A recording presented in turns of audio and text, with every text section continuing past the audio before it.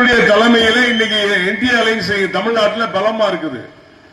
அவர் சாதாரண ஆள் கிடையாது. எல்லாருமே அவரை பத்தி விமர்சனமா பேசுறாங்க. தளத்துல சும்மா தாறுமாறா தேவையில்லாதெல்லாம் பேசுறாங்க.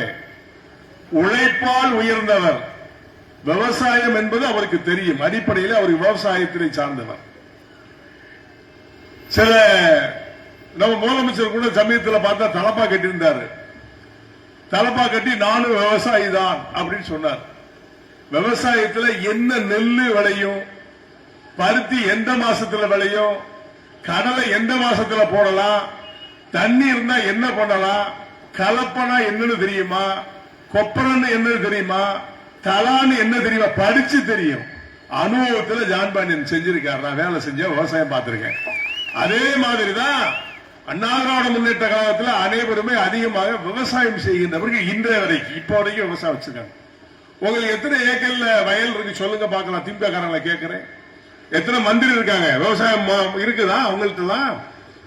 விவசாயம் கிடையாது. மக்களை அழிக்கின்ற கல்கோரி இருக்குது. தீய சக்தியாக வாழ்கிற மக்களை எல்லாம் உருக்குலைந்து சீரழிப்பதற்காக உருவாக்கப்பட்ட கல்குவாரி. அவன் தான் ஓனர். மணல் மாஃபியா அவன் தான் ஓனர். இதெல்லாம் வட்டி கொடுக்கிறது அவன் தான் ஓனர். விவசாயத்தை சார்ந்த என் குல மக்கள், தேவேந்திர குல வேளாளர்கள், தமிழகத்திலே விவசாயத்தை காலுண்டி நடத்த மற்றானுக்கு சோறு ஓடுகிற என்னுடைய மக்கள் அடிமைதனத்திலே இருந்து அகற்ற வேண்டும் என்பதற்காகத்தான் நாங்கள் பட்டியலினத்திலிருந்து வெளியே செல்லுகிறோம் என்று சொல்லுகின்றோம்.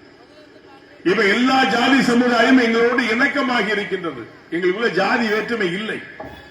45-50 ஆண்டுகள் முன்பாக நான் இந்த பகுதியிலே பிரச்சாரம் செய்த பொழுது, சிவகங்கை மாவட்ட